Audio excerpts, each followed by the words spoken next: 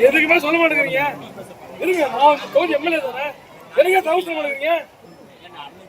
Hello sports officer, எந்த தகவலும் சொல்ல மாட்டேங்கிறீங்க? நீ எந்த தகவலும் சொல்ல மாட்டேங்கிறீங்க? என்ன காரணம்? என்ன நீ அவமரியாதை பண்ணது என்ன காரணம்? என்ன அவமரியாதை பண்ணது என்ன காரணம்? நீங்க எதுக்குமே அவமரியாதை பண்றீங்க? வேற அசிங்கப்படுத்துறீங்க சார். எது இல்ல நீங்க சார், நீங்க மாமச்சாளர் வந்து பார்க்க வேண்டாம்.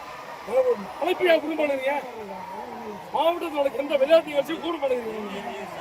இல்ல எந்த விளையாட்டு நிகழ்ச்சியும் கூட பண்ணுங்க. என்ன காரணம் சார்? என்ன காரணம் போட பண்ணுறீங்க சொல்லுங்க. மக்கள் ஓட்டு போட்டு தேர்ந்தெடுத்துருக்காங்க, நீங்க போட்டு பண்ணிக்கிறீங்க. இதுக்கு முன்னாடி இந்த ஸ்போர்ட்ஸ் ஆஃபீஸ் எல்லாம் கூப்பிட்டுருந்தாங்க. எப்படி பாருங்க போறாரு பாருங்க.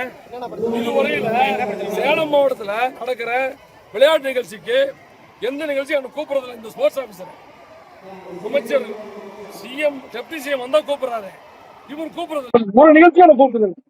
அதனால நான் உள்ள போல இங்க வெளியே ஒரு நிகழ்ச்சிக்கும் சேலம் மாவட்டம் நடக்கிற விளையாட்டு நிகழ்ச்சிகள் காந்தி சேர்ந்து நடந்துச்சு. அந்த நிகழ்ச்சி எதுக்கு எனக்கு கூப்பிடுது? இந்த விளையாட்டு அதிகாரி வேற ஓடுறாரு. என்ன நியாயம் இது? ஜனநாயக நாடு இல்லது. அதாவது நான் மேடை இறவே கேள்வி நின்றுட்டு என்னோட உரிமைக்காக தான் வந்தேன். என் உரிமைக்காக தான் நீங்க வந்தேன். விளையாட்டுத்துறை அமைச்சர் வந்தாரா, அவங்க உதவியாளர் என்னை கூப்பிடுறாரு. ஆனா இங்க இருக்கிற ஸ்போர்ட்ஸ் ஆபீசர் ஒரு நிகழ்ச்சி கூட என்னை கூப்பிட்டதில்லை. ஒரே ஒரு நிகழ்ச்சி கூட இது வரைக்கும். இதுக்கு முன்னாடி இந்த ஸ்போர்ட்ஸ் ஆபீசர் கூப்பிட்டாங்க.